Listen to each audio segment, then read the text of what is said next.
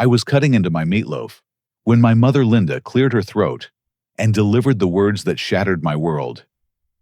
"Jared, we need to talk about something important."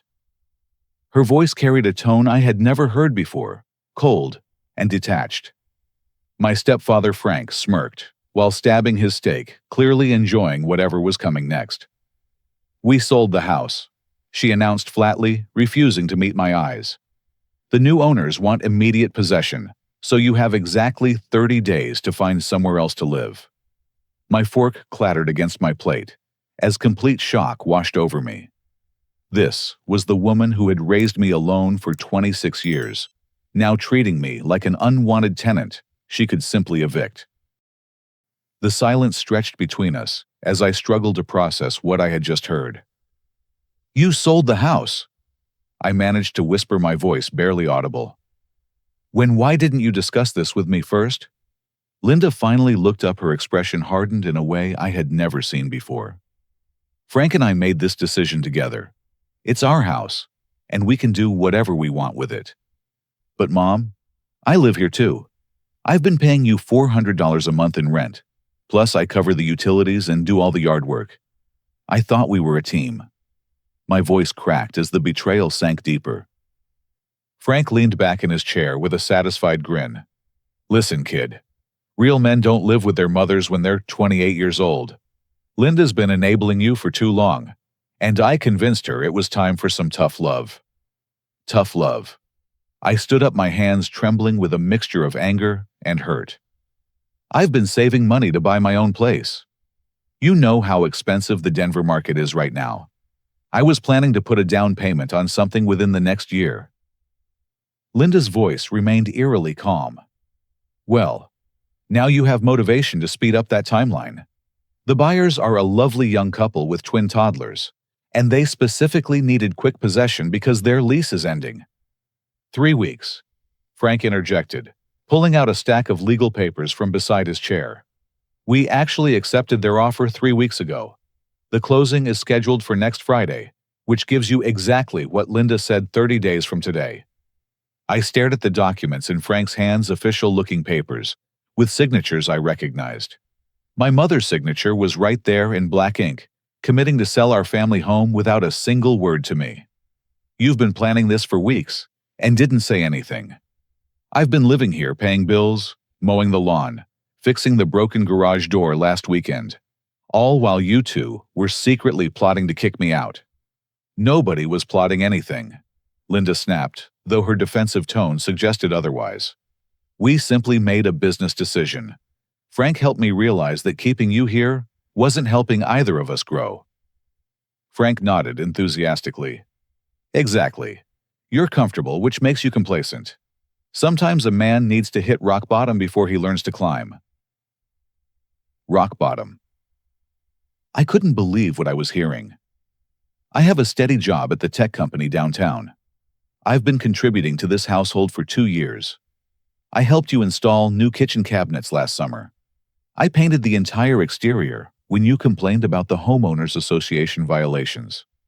And we appreciate all of that," Linda said mechanically. "But it's time for you to apply those skills in your own place." "Where exactly am I supposed to find my own place in 30 days? Do you have any idea what rental prices look like right now? Even studio apartments are going for $1,200 a month, and that's if you can find one available."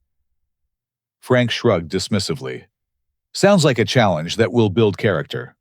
I walked to the kitchen window, staring out at the backyard where I had spent countless summer afternoons as a child, where my father had taught me to throw a baseball before he passed away from cancer when I was 16. This house held every memory of my childhood, every connection to the man who had been my hero. "What about Dad's workshop in the basement?" I turned back to face them. "All his tools are still down there. His workbench, the cabinet he built for storing his fishing gear. Are you selling all of that too?" For the first time, Linda's composure wavered slightly. "The buyers are purchasing the house as is, including any items left behind. So you're selling Dad's memory along with the house." "Don't be dramatic," Frank interrupted. "Your father has been dead for 12 years. Linda needs to move forward, not cling to the past." The casual way he dismissed my father's memory felt like a physical blow. I realized in that moment that this wasn't just about forcing me to move out.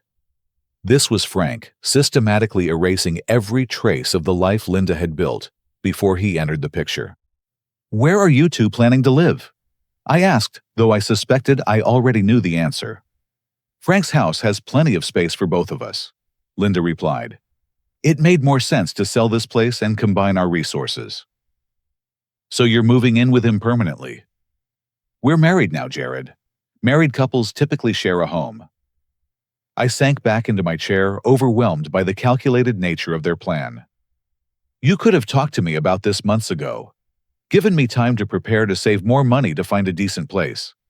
Instead, you waited until the last possible moment. Because we knew you would try to talk us out of it," Frank said with brutal honesty. "This way, there's no room for negotiation or manipulation. Clean break, fresh start for everyone." Manipulation. The word hit me like a slap. Since when is honest communication considered manipulation? Linda started clearing dishes from the table, signaling that the conversation was over in her mind. "The decision is made, Jared. I suggest you start looking at apartments tomorrow." I watched my mother stack plates with mechanical precision, avoiding eye contact, as she relegated 28 years of our relationship to a 30-day notice. Frank remained seated clearly, savoring his victory, in what I now understood had been a deliberate campaign to remove me from Linda's life. "I need to make some phone calls," I said, quietly pushing my chair back from the table. As I walked toward the stairs leading to my bedroom, I heard Frank chuckle behind me. "Good luck finding anything decent in your price range. Might want to consider getting a roommate or two." I paused at the bottom of the staircase, my hand gripping the banister that my father had sanded and stained when I was 10 years old. Everything in this house connected me to him, to the family we had been before cancer stole him away and left Linda vulnerable to someone like Frank. In my room, I sat on the edge of my childhood bed and stared at the walls covered with posters of bands and movies from my teenage years. The Denver Broncos pennant my father had given me for my 13th birthday still hung above my desk. Everything felt surreal, like I was trapped in a nightmare where the people who were supposed to love me had suddenly become strangers. I pulled out my phone and started researching rental prices, but Frank had been right about one thing. Finding anything decent within my budget would be nearly impossible, especially with only 30 days to search and secure a place. The next 2 weeks blurred together in a haze of desperate apartment hunting and crushing disappointment. Every morning, I scoured rental websites before heading to work, marking potential places and calling landlords during my lunch breaks. Every evening, I drove across Denver and surrounding suburbs, looking at overpriced apartments that barely qualified as livable spaces. The first place I visited was a converted basement in Lakewood, advertised as a cozy studio for $950 a month. The ceiling was so low, I had to duck in certain areas, and the single window was at ground level, offering a view of passing feet on the sidewalk above. The landlord, a gruff man named Earl, who smelled like cigarettes, explained that utilities weren't included, and I would need to share a bathroom with 3 other tenants. "Previous renter was a quiet guy, never caused any problems," Earl said while jingling his keys. "Course he moved out after only 2 months because of the moisture issue, but that's mostly resolved now." I noticed dark stains on the carpet and what looked like recent water damage near the bathroom door. "Moisture issue. Pipes burst last winter. Got most of it dried out, though you might notice some humidity during rainy weather." I thanked Earl for his time and crossed that option off my list immediately. The second apartment was in Thornton, advertised as spacious 1-bedroom for $1,100 a month. When I arrived, I discovered that spacious meant the living room and bedroom were the same space, separated only by a curtain hanging from the ceiling. The kitchen consisted of a hot plate, a mini refrigerator, and a sink that didn't appear to drain properly. "Perfect for a young professional," the landlord assured me. Previous tenant was a travel nurse who loved the location. "How long did she live here?" 3 weeks. But that was only because she got transferred to Seattle unexpectedly. I suspected the real reason involved the suspicious brown stains on the bathroom ceiling and the fact that the apartment was directly above a 24-hour auto repair shop. By the end of the first week, I had visited 12 apartments and submitted applications for the 3 least terrible options. The competition was fierce, with landlords receiving dozens of applications for every available unit. Most required first month's rent, last month's rent, and a security deposit up front, totaling between $2,500 and $4,000 just to move in. My credit score was decent, but many landlords wanted to see rental history, which I didn't have since I had been living at home. Others required proof of income, equaling 3 times the monthly rent, which eliminated most options within my budget range. Sorry, we went with someone who could move in immediately and pay 6 months up front, became the standard rejection I received over the phone. During the second week, desperation drove me to consider sharing apartments with complete strangers. I responded to Craigslist ads seeking roommates, which led to a series of awkward meetings that made me question my faith in humanity. The first potential roommate situation was a 3-bedroom house in Aurora, where I would share space with 2 guys in their early 20s who spent their days playing video games and their nights hosting parties that lasted until dawn. The house smelled like a combination of stale beer and burnt pizza, and neither of my potential roommates seemed capable of maintaining basic hygiene, let alone keeping common areas clean. "We're pretty laid back about everything," explained Tyler, a scrawny kid with unwashed hair and food stains on his shirt. "Only house rule is you gotta contribute to the party fund every month." Party fund? Yeah, like $50 each for beer, snacks, music equipment, whatever. We usually have people over Thursday through Sunday. I politely declined and continued my search. The second roommate interview took place in a 2-bedroom apartment near downtown, where I would be sharing space with a woman named Crystal, who informed me that she was spiritually sensitive to negative energy and would need to perform a cleansing ritual before I could move in. "I'll also need you to avoid bringing any meat products into the apartment," Crystal explained while burning some kind of incense that made my eyes water. Dead animal energy disrupts my meditation practice. When I asked about the rent breakdown, Crystal revealed that she expected me to pay 70% of the total cost because she had been there longer and deserved the spiritual seniority discount. After 10 days of increasingly bizarre roommate interviews and apartment rejections, I was starting to panic. Frank's 30-day deadline was approaching fast, and I still had nowhere to go that I could actually afford. That's when I decided to do some research on the house sale itself, hoping to understand the timeline better and maybe negotiate a few extra days to find housing. I stopped by the real estate office that had handled the transaction, claiming I was interested in similar properties in the neighborhood. The agent, a friendly middle-aged woman named Patricia, was happy to discuss recent sales in our area. "Oh yes, that lovely 2-story on Maple Street. Beautiful property, though. I have to say, it sold quite a bit below market value." Below market value? Well, the sellers were very motivated for a quick sale. They accepted an offer that was $40,000 less than what comparable homes have been selling for.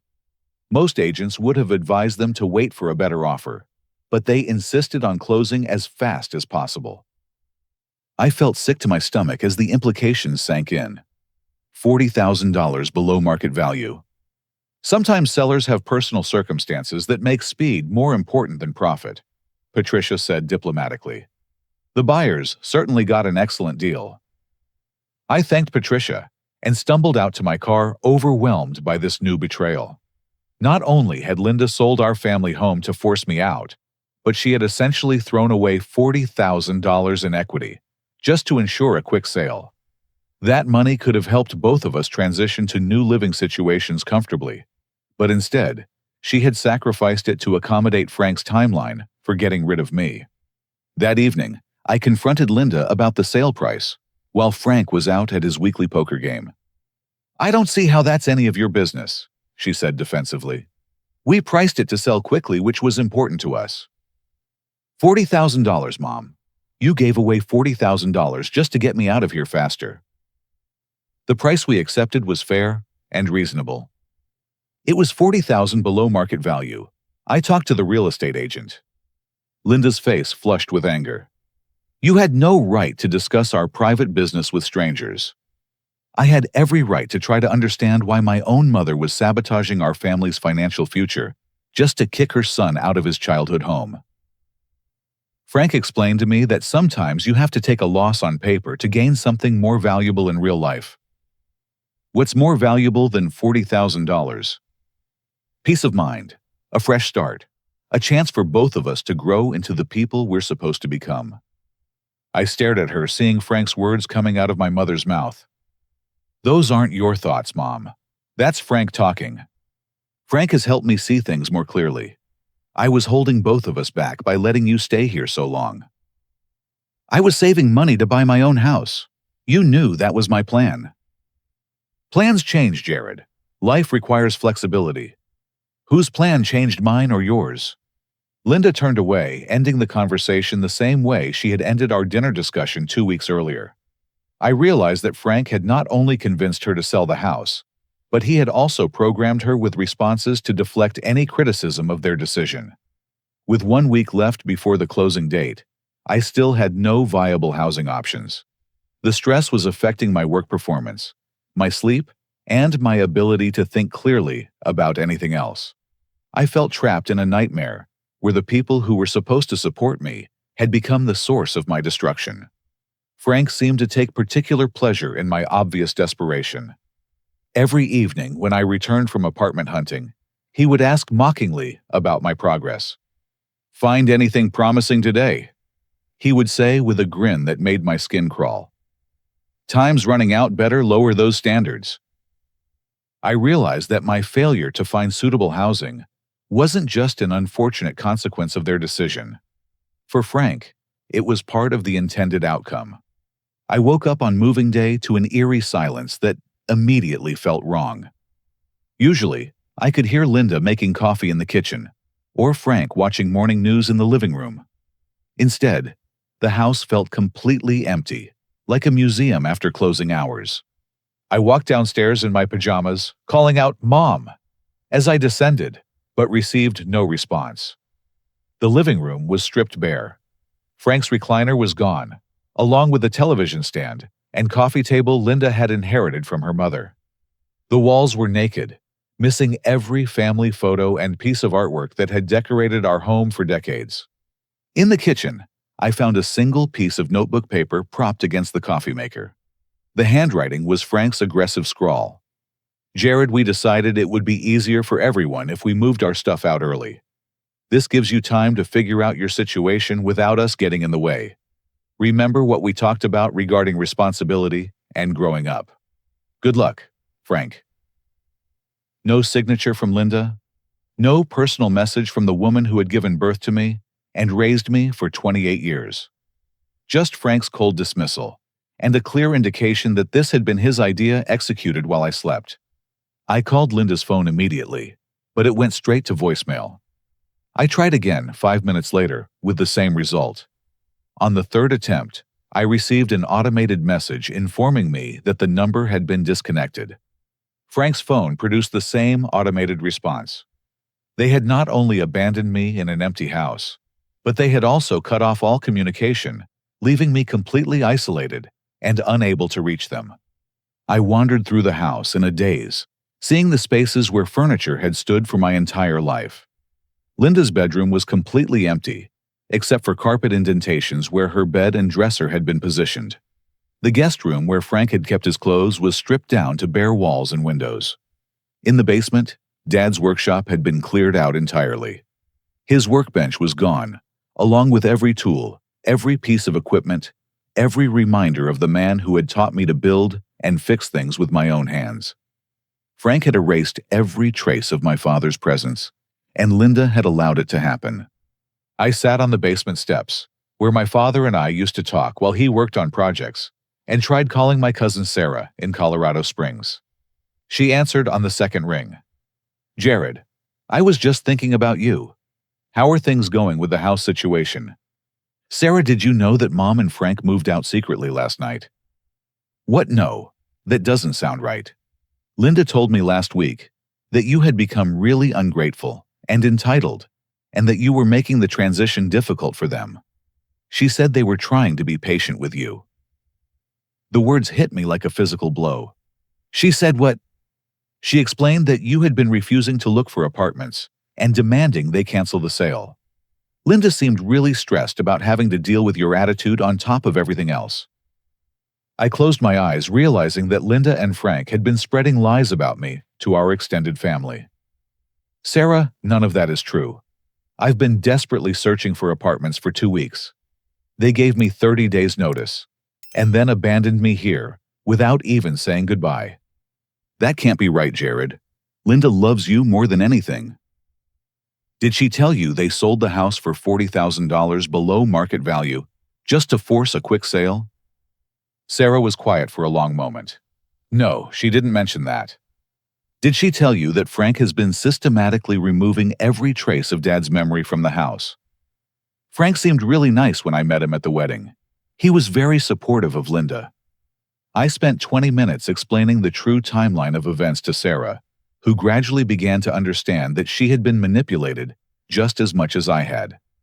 Linda and Frank had carefully crafted a narrative that painted me as the problem protecting themselves from family criticism while destroying my reputation.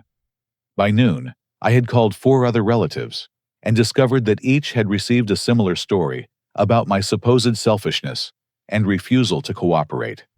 Frank had orchestrated a comprehensive campaign to isolate me from any potential support system. The reality of my situation was starting to sink in. I was alone in an empty house that would legally belong to strangers in 3 days. I had no way to contact my mother, no family support, because they believed lies about me, and nowhere to go that I could afford. Neighbors started knocking on the door around 2 o'clock, curious about why a moving truck had emptied the house during the night, but my car was still in the driveway. Mrs. Henderson from next door brought me a casserole and asked directly what was happening. Linda and Frank left without saying goodbye to any of us, which seemed very strange. We've been neighbors for 15 years. I explained the situation while Mrs. Henderson shook her head in disbelief. That doesn't sound like the Linda I know. She's always been so devoted to you. Frank has been influencing her for months. I think he targeted her specifically because of her loneliness after being single for so long. Mrs. Henderson nodded thoughtfully. I did notice that she stopped coming to our book club after they got married. Said Frank thought it was a waste of time. Other neighbors shared similar observations. Linda had gradually withdrawn from community activities and friendships that Frank deemed unnecessary. He had systematically isolated her from outside perspectives that might have questioned his control over her decisions. As evening approached, I realized I was experiencing something I had never felt before: complete abandonment by the person who was supposed to love me unconditionally. Linda had chosen Frank over her own child, and she had done it so thoroughly that she couldn't even face saying goodbye. I spent that night lying on an air mattress in my empty bedroom, staring at the ceiling and trying to understand how my life had unraveled so completely. Frank had played a long game, winning Linda's trust and dependence before revealing his true intentions. By the time she realized what was happening, she was too emotionally invested in their relationship to back out. But underneath my grief and anger, a new feeling was beginning to emerge. Determination. Frank thought he had won by destroying my stability and isolating me from family support. He had underestimated my ability to fight back, and he had made one crucial mistake: he had given me nothing left to lose. With the new buyers potentially arriving within days and nowhere else to go, I decided to thoroughly search the house for anything Linda and Frank might have overlooked during their secret departure. If I was going to be forced out of my childhood home, I wanted to make sure I wasn't leaving anything important behind. I started in the basement, looking through every corner of what had been Dad's workshop. Behind the water heater, I found a small box containing some of his old fishing lures and a pocket knife I remembered him carrying. These items meant everything to me, and I was grateful Frank had missed them in his systematic erasure of Dad's memory. Moving to the main floor, I checked every closet and storage area. Most were completely empty. But in the back of the hall closet, I found a photo album that had somehow been left behind. Flipping through pictures of Linda and Dad during their happy years made my heart ache, but it also reminded me of the woman my mother had been before Frank's influence changed her. When I reached Linda's bedroom, I noticed something strange. The carpet showed indentations from furniture placement, but the pattern didn't match what I remembered. Her dresser had always been positioned against the far wall, but the indentations were several feet closer to the window. Curious, I examined the area where the dresser had originally stood. The carpet felt different, there slightly raised in one section. I pressed down and felt something solid underneath. After a few minutes of careful probing, I discovered that one section of floorboard was loose. Using Dad's pocket knife, I carefully pried up the loose board and found a metal lockbox hidden in the space beneath. My hands were shaking as I lifted it out, wondering what Linda had considered important enough to hide beneath her bedroom floor. The lockbox was locked, but it was old and cheaply made. After a few attempts, I managed to force it open with the knife blade. Inside were documents and papers I had never seen before, including what appeared to be legal paperwork with my father's signature. The first document was a will dated 2 years before Dad's death with letterhead from a law firm I didn't recognize. As I read through the legal language, my world shifted completely. I, Robert Chen, being of sound mind and body, do hereby revoke all previous wills and testaments and declare this to be my last will and testament. My father's full name was Robert Mitchell, not Robert Chen. This had to be a mistake. But as I continued reading, I found my name clearly listed. To my son Jared Mitchell, I leave 50% ownership of the family home, located at 347 Maple Street, Denver, Colorado, as well as 50% of all assets held in trust, account number 7749 at First National Bank. I stared at the document, reading it over and over to make sure I wasn't hallucinating. According to this will, I owned half of the house that Linda and Frank had just sold without my knowledge or consent. Moreover, there was a trust account that I had never heard of before. The next document was a bank statement from First National Bank dated just 3 months ago. The trust account balance was $123,000. There were regular withdrawals of $2,000 per month, all made by Linda Mitchell as the account administrator. My father had left me a substantial inheritance, and Linda had been secretly managing it for years without telling me. I found more bank statements going back several years, showing that the trust had originally contained over $200,000. Linda had been systematically withdrawing money supposedly for my benefit, but I had never seen a penny of it. At the bottom of the lockbox was a manila envelope containing additional paperwork that made my blood run cold. Inside were photocopies of documents with my signature, but I had never signed any of them. Someone had forged my name on papers, transferring my inheritance rights to Linda, giving her complete control over assets that legally belonged to me. The signatures were decent forgeries, but I could tell they weren't mine. The letter formation was slightly different, and the pressure was wrong. As I studied the forged documents, I found notes in Linda's handwriting, indicating when each signature had been needed and why. She had been systematically stealing my inheritance for years, creating false paperwork to justify her actions. But the most shocking discovery came in the final document, a deed transfer form that had been prepared but never submitted. It showed plans to transfer my 50% ownership of the house to Frank's name, dated just 1 week before their wedding. Frank hadn't just influenced Linda to sell the house. He had planned to steal my inheritance entirely, and had only settled for the quick sale when he realized the deed transfer might be questioned. I sat on the bedroom floor, surrounded by evidence of the most comprehensive betrayal I could imagine. My mother had not only stolen money that Dad had left for me, but she had also forged legal documents to cover her tracks. Frank had clearly discovered this situation and used it to manipulate Linda into an even bigger scheme. This wasn't just about forcing me to move out. This was about stealing everything my father had worked to leave for me. But as the shock wore off, I realized something else. Linda and Frank had committed serious crimes, and I now had evidence of everything they had done. The house sale was completely invalid because I had never consented as the legal co-owner. Every forged signature was a felony. Every unauthorized withdrawal from the trust was theft. Frank thought he had won by driving me out and isolating me from family support. What he didn't know was that he had just handed me the weapons I needed to fight back and reclaim everything they had stolen. I carefully photographed every document with my phone, making sure I had clear images of the signatures, bank statements, and legal paperwork. Then, I returned the originals to the lockbox and hid it in my car, knowing I would need professional legal help to understand the full scope of what I had discovered. For the first time in weeks, I felt a surge of hope. Frank and Linda thought they had destroyed me, but they had actually given me the power to destroy them. Monday morning, I called in sick to work and drove straight to the office of Marcus Peterson, an attorney specializing in estate and fraud law, whose name I had found through online research. His receptionist was able to squeeze me in for an emergency consultation after I briefly explained that I had discovered evidence of inheritance theft and real estate fraud. Marcus was a sharp-faced man in his 50s who listened intently as I spread the documents across his conference table. His expression grew more serious with each piece of evidence I presented.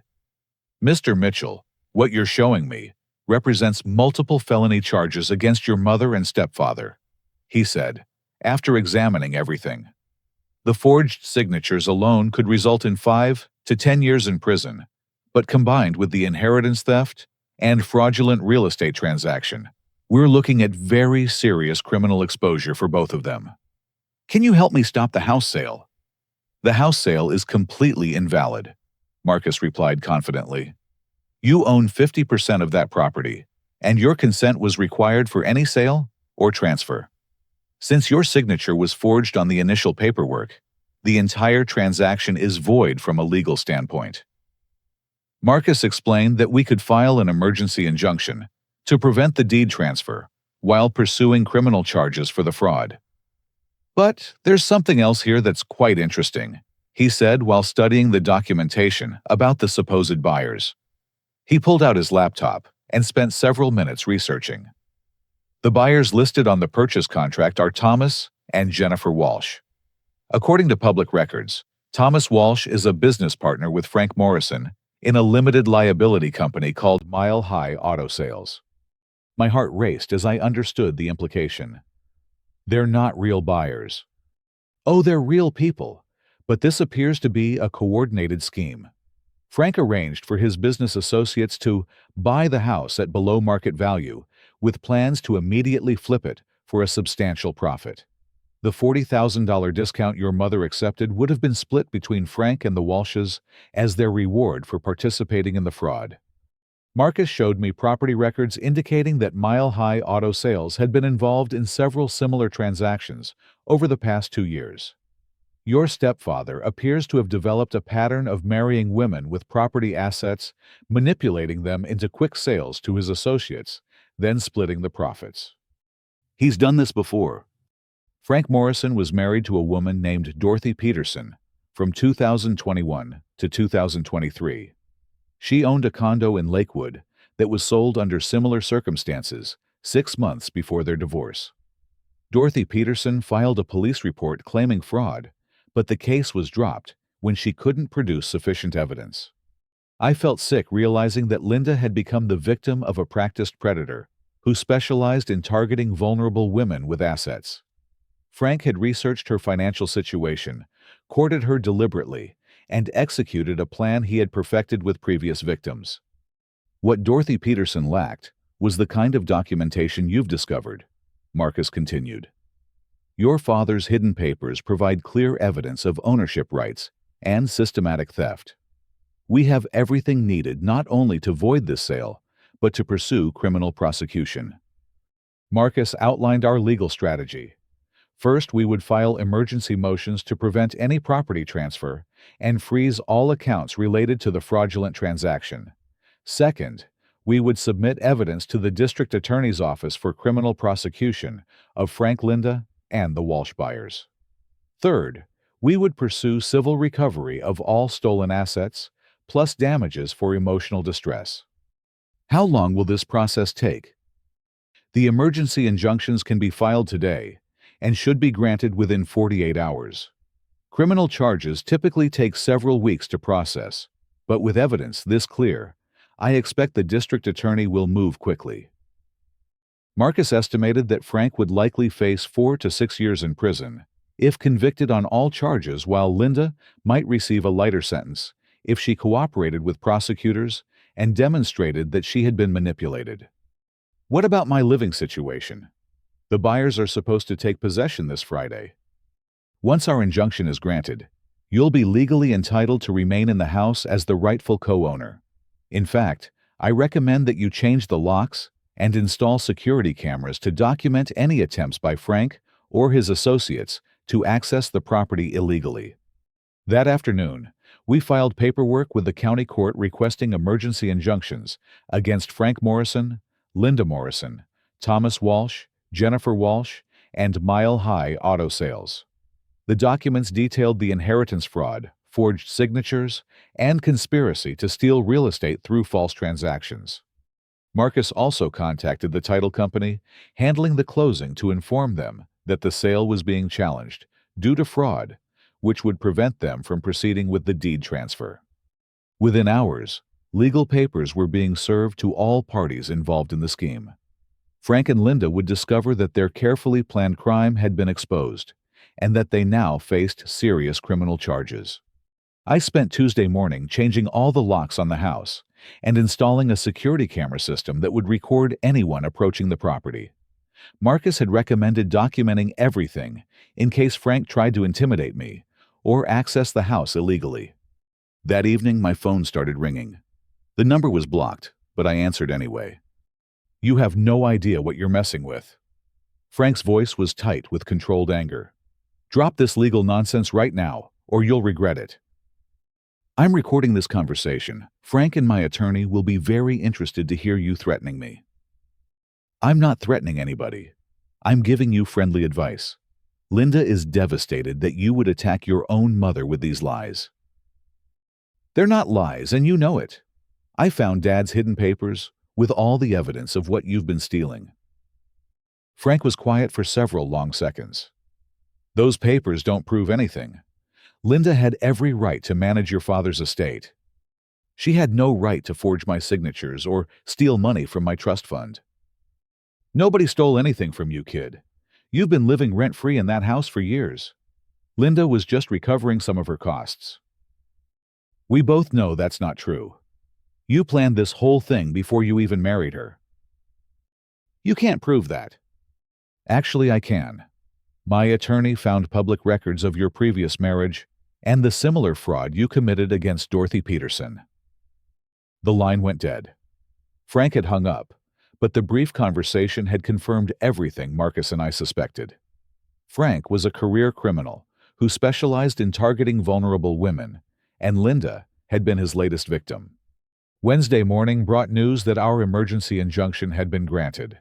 The house sale was officially blocked, all related bank accounts were frozen, and I was legally confirmed as the rightful co-owner of the property. More importantly, the district attorney's office had reviewed our evidence and decided to file criminal charges against Frank Morrison for fraud, forgery, theft, and conspiracy. Similar charges were pending against Linda, though prosecutors indicated they might offer her a plea agreement if she cooperated and provided testimony against Frank.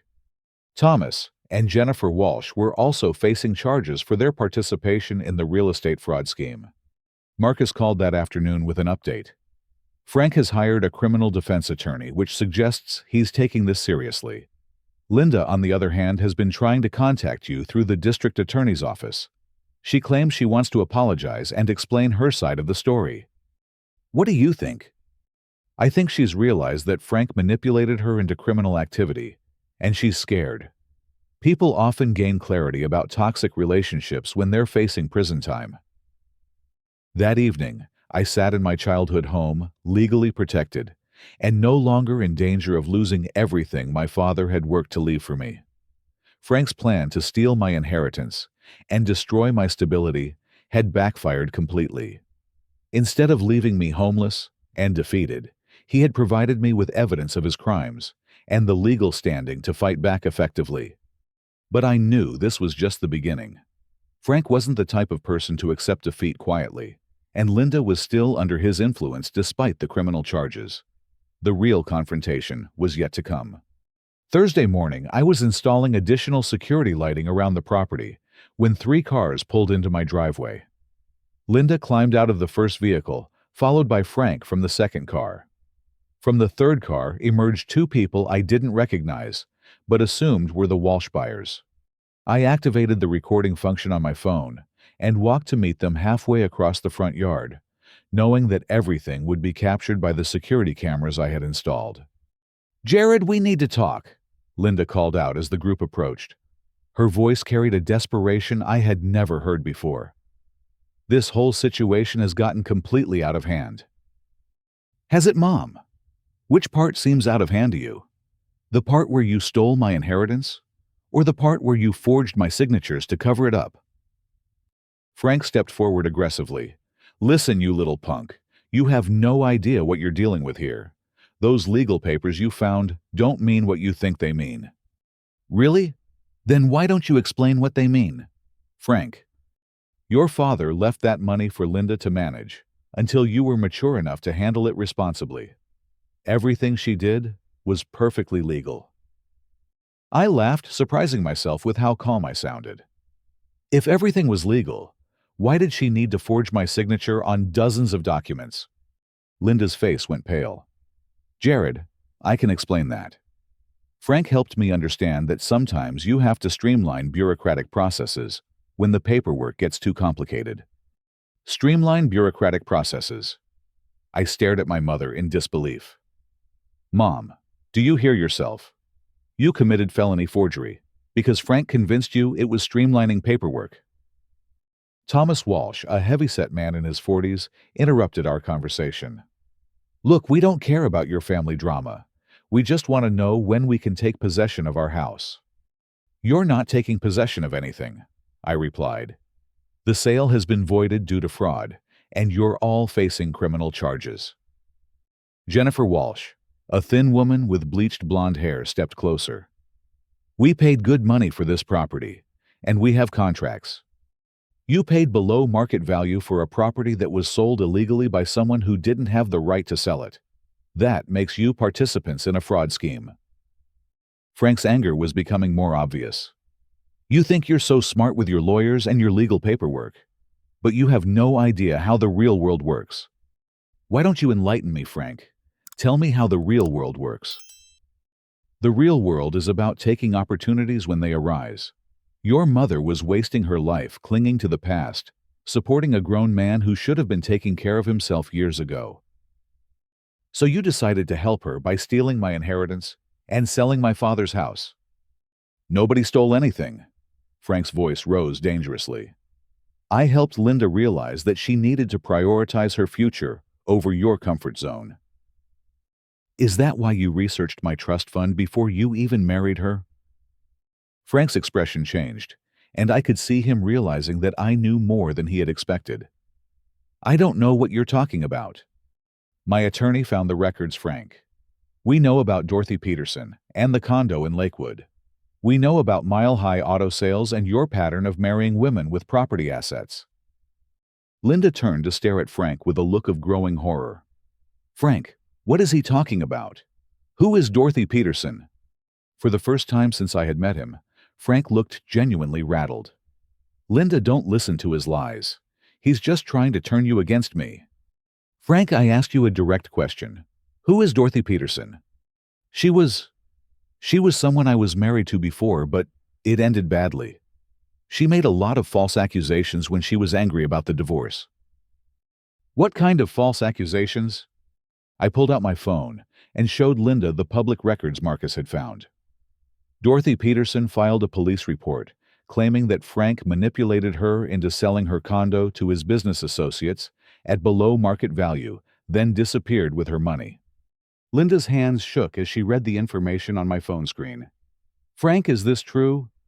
"Linda, you can't trust anything this kid shows you. He's working with lawyers who will say anything to make money off our family conflict."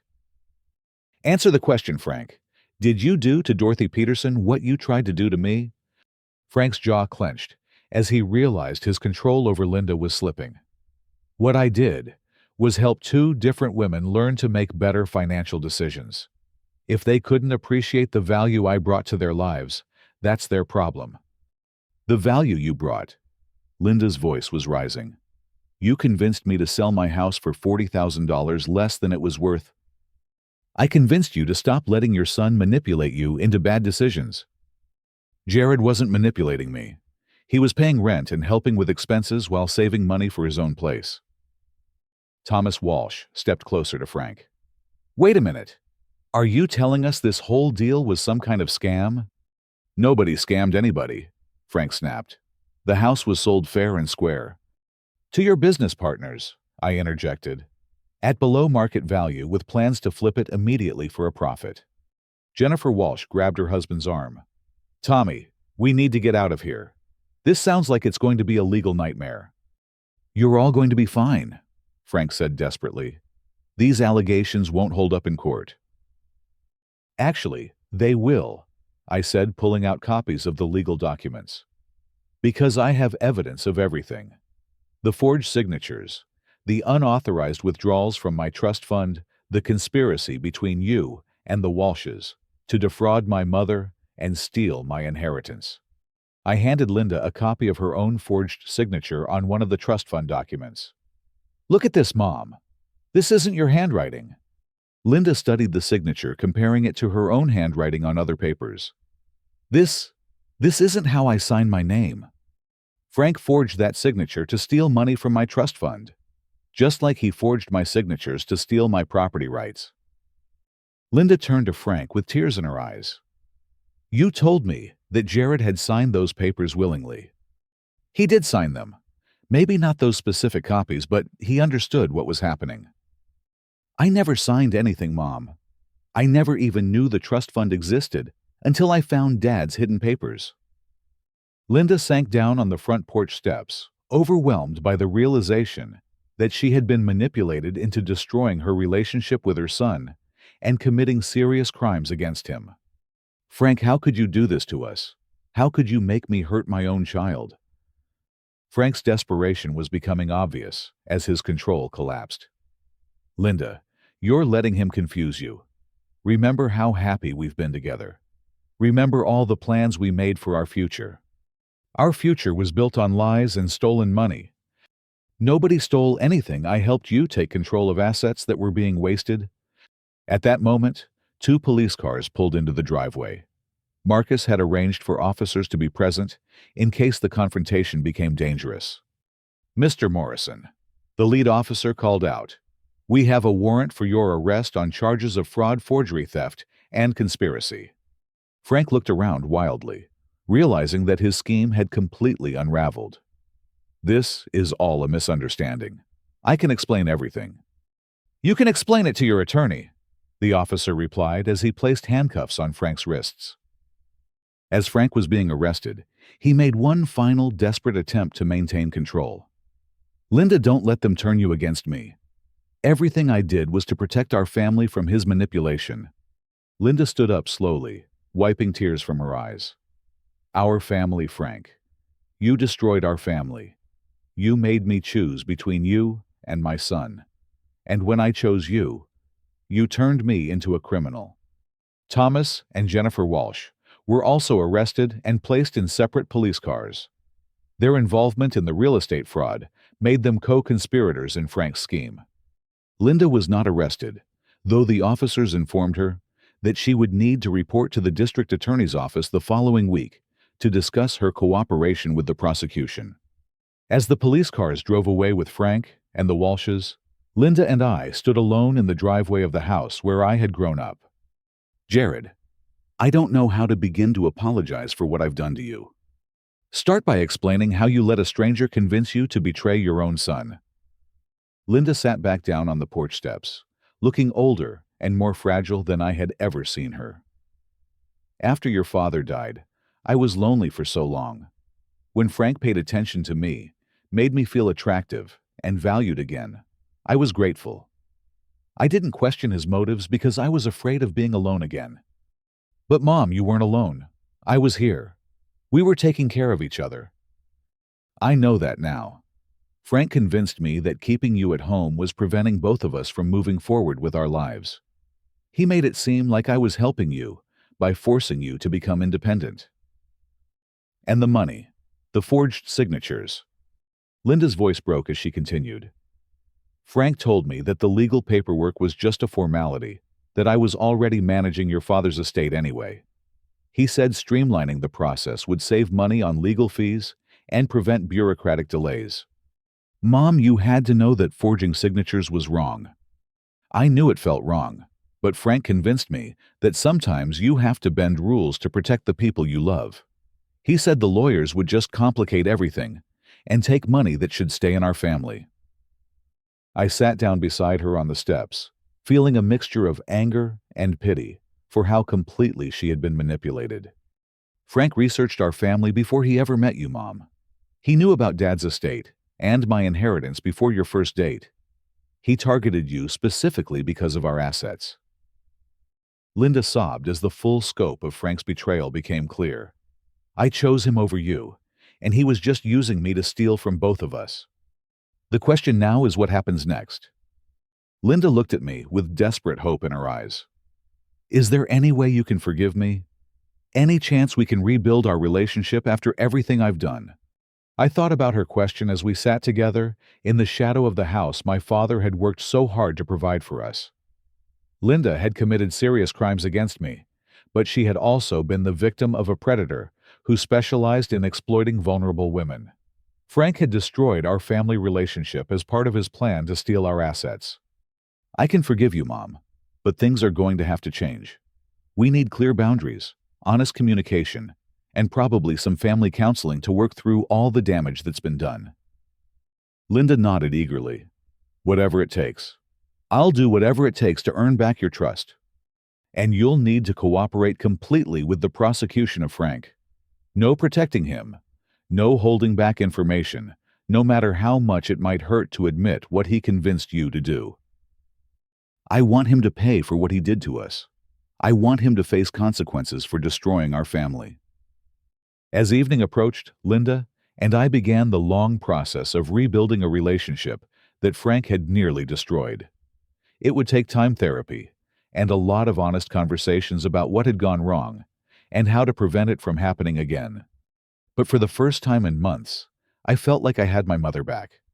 6 months later, I sat in the same courtroom where Frank Morrison had just been sentenced to 4.5 years in federal prison for fraud, forgery, theft, and conspiracy. The judge had been particularly harsh because of Frank's pattern of targeting vulnerable women and his lack of remorse throughout the trial. Thomas and Jennifer Walsh received 18-month sentences for their participation in the real estate fraud scheme. Mile High Auto Sales was dissolved, and all assets were seized to pay restitution to victims. Linda had cooperated fully with prosecutors providing testimony that helped secure Frank's conviction. In exchange for her cooperation and acknowledgement that she had been manipulated, she received 2 years of probation and community service rather than prison time.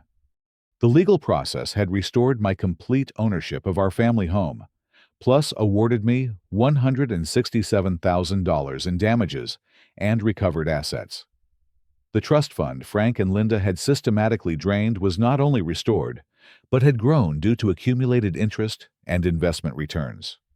More importantly, Linda and I had spent the past 6 months rebuilding our relationship through weekly family therapy sessions with Dr. Rachel Martinez, a specialist in family trauma and manipulation recovery. The process had been difficult and emotionally exhausting, but it had also been healing in ways I hadn't expected. I need you to understand that I was never a victim, Linda said during one particularly intense session. I made choices that hurt my own son because I was afraid of being alone.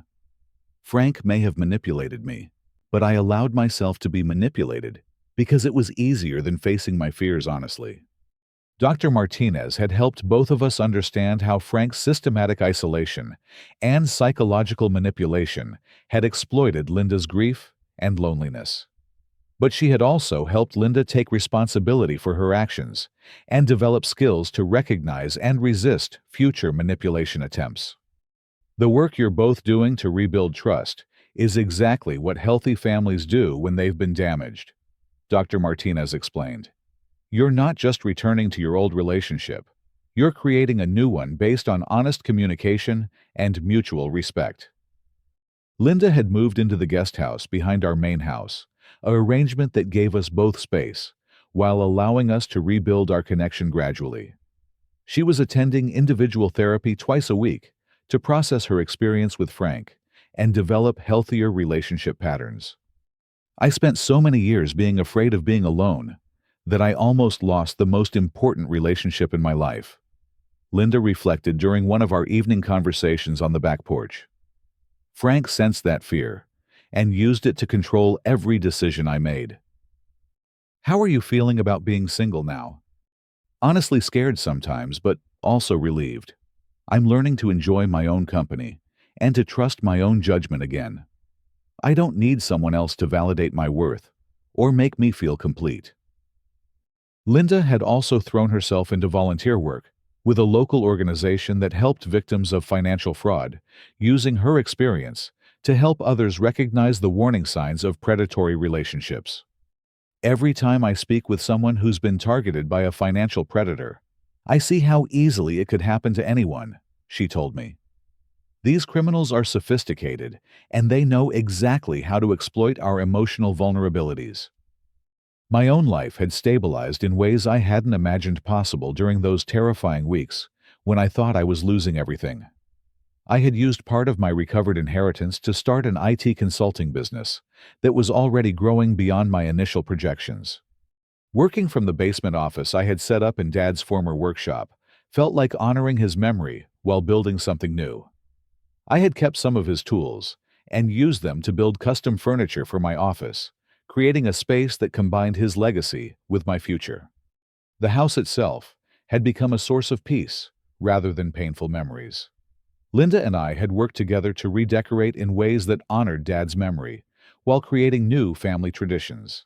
The kitchen where Frank had delivered his cruel ultimatum was now a warm gathering space where Linda and I cooked dinner together several times a week. I want to show you something, Linda said one evening, leading me to her bedroom. She had removed the floorboard where I had discovered Dad's hidden papers and created a small memorial display with his photos and some of his personal items. I realized that Frank convinced me to hide your father's memory because he was threatened by the love we shared as a family. But hiding Dad's legacy gave Frank power over us. Now, everything your father left for us is out in the open where it belongs. The memorial included Dad's wedding ring, his favorite fishing hat, and a letter he had written to me shortly before his death that Linda had kept hidden for years. "Why didn't you give me this letter before?" I asked, after reading his words about how proud he was of the man I was becoming. Frank convinced me that dwelling on the past was unhealthy for both of us. He said reading your father's letter would just make you sad and prevent you from moving forward. It makes me sad, but it also makes me feel connected to him. Frank stole 12 years of that connection from us. Linda nodded with tears in her eyes. Frank stole a lot of things from us, but we're taking them back now. The extended family relationships that Frank had damaged with his lies were also healing.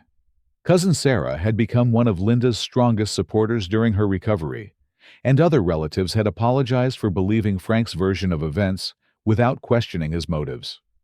We all want to believe that family members have our best interests at heart, Sarah explained during a family barbecue. It never occurred to any of us that Frank would systematically lie about you to isolate Linda from people who might have questioned his control. The neighbors who had witnessed Frank's arrest and the media coverage of his fraud conviction had been incredibly supportive. Mrs. Henderson had organized a neighborhood welcome party to celebrate my victory over Frank's scheme, and several neighbors had shared their own stories of recognizing Frank's manipulative behavior. We knew something wasn't right when Linda stopped participating in community activities, Mrs. Henderson told me. But we didn't want to interfere in her marriage. Looking back, I wish we had spoken up sooner. The media attention had also brought unexpected opportunities. A local television station had featured our story as part of an investigative series on financial predators who target older adults, and I had been invited to speak at community groups about recognizing fraud warning signs. Your willingness to fight back against family manipulation has inspired a lot of people, the television reporter had told me. Many fraud victims feel too ashamed or isolated to seek help, but your story shows that it's possible to reclaim your life, even when the criminals are people you trusted. As I sat in my father's workshop, 6 months after discovering his hidden papers, I reflected on how profoundly my life had changed. Frank's attempt to destroy my stability and steal my inheritance had actually led me to discover strength I didn't know I possessed, and to rebuild my relationship with Linda on a foundation of honesty and mutual respect. The financial security provided by my recovered inheritance had allowed me to start my own business and pursue goals that had seemed impossible when I was desperately searching for overpriced apartments. But more importantly, the experience had taught me that fighting for justice, even against family members, ultimately protects everyone involved. Linda's recovery from Frank's manipulation had been slower and more difficult than my own healing process, but she had emerged as a stronger and more self-aware person. Her volunteer work with fraud victims had given her a sense of purpose that helped transform her guilt into productive action. "I can't undo the choices I made or take back the pain I caused you," Linda had said during our last therapy session. "But I can make sure that what we learned helps other families avoid similar destruction." Dr. Martinez had concluded our formal therapy sessions by noting that our family's recovery demonstrated the possibility of healing even severe betrayal when both parties commit to honest communication and mutual accountability. "You've both chosen to do the hard work of rebuilding trust, rather than simply trying to return to the way things were before," she observed. "That's created a stronger family bond than you had originally." Looking toward the future, I felt optimistic about continuing to build my business and eventually starting a family of my own in the house where my father had raised me. Linda's presence in the guest house provided companionship and support while respecting my independence and her own need for personal growth. "I'm proud of the man you've become," Linda told me recently. "Your father would be amazed to see how you fought for his legacy and for our family's integrity." I learned from both of you that family loyalty means protecting each other from people who would harm us, even when those people claim to love us. The experience had also deepened my appreciation for the importance of honest relationships and clear communication. Frank's manipulation had succeeded partly because Linda and I had fallen into patterns of avoiding difficult conversations about money independence and family expectations. "We're never going to let anyone drive a wedge between us again," Linda promised. "And we're never going to let fear of being alone make us vulnerable to people who don't have our best interests at heart." As I finished writing the final chapter of our story, I realized that Frank's ultimate failure hadn't been his arrest and imprisonment. His ultimate failure had been his underestimation of the love between a mother and son who were willing to do the hard work of rebuilding trust after betrayal. True family loyalty can't be bought, manipulated, or destroyed by predators who exploit emotional vulnerabilities. When family members choose to fight for each other's well-being, even against internal threats, they create bonds that are stronger than any manipulation. Frank had tried to steal our past by erasing Dad's memory and our future by destroying our financial security.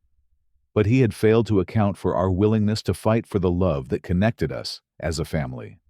6 months after the worst betrayal of my life, I was living in the home my father had worked to provide, building a business that honored his memory, and sharing Sunday dinners with the mother who had chosen our relationship over the comfort of denial. Sometimes protecting yourself from family betrayal is the most loving thing you can do, because it forces everyone to choose between authentic relationships and toxic manipulation. Real family bonds survive justice, while fake ones dissolve under the scrutiny of honesty. And sometimes, when you're willing to fight for what's right, you discover that you're stronger than you ever imagined possible. What would you have done if you discovered your family had been systematically stealing your inheritance while planning to leave you homeless? Have you ever had to choose between protecting yourself and protecting family relationships? Share your thoughts in the comments below, and don't forget to like this video if you believe in fighting for justice, even when it's difficult.